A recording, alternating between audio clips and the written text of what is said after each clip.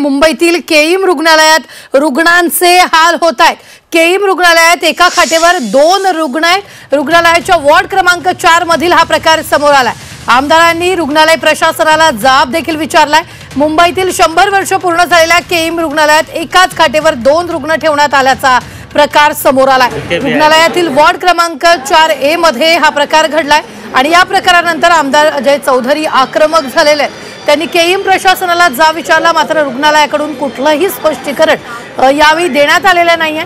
KEM रुग्णालय मुंबई महापालिकेचं सर्वात मोठं रुग्णालय। याच रुग्णालयात देशभरातून रुग्ण येत असतात।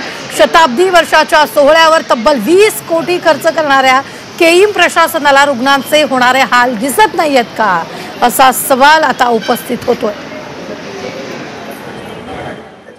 वॉर्ड मध्ये गेलो त्यावेळी जे दृश्य पाहिलं अतिशय विदारक असं दृश्य होतं।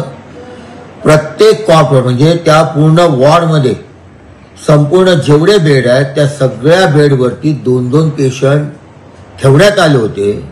मी पूर्ण स्टाफ नर्सना बोलवले, त्यांच्याशी चर्चा केली। म्हणाले साहेब गेले आत्ताच नाही गेले 15-20 दिवस अशीच परिस्थिती आहे, प्रत्येक बेडवरती 2-2 पेशंट ठेवण्यात आलेले आहेत।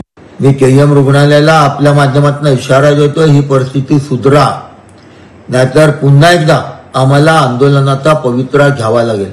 कारण आज जे 4A मध्ये जे दृश्य होतं ते अतिशय वाईट दृश्य होतं।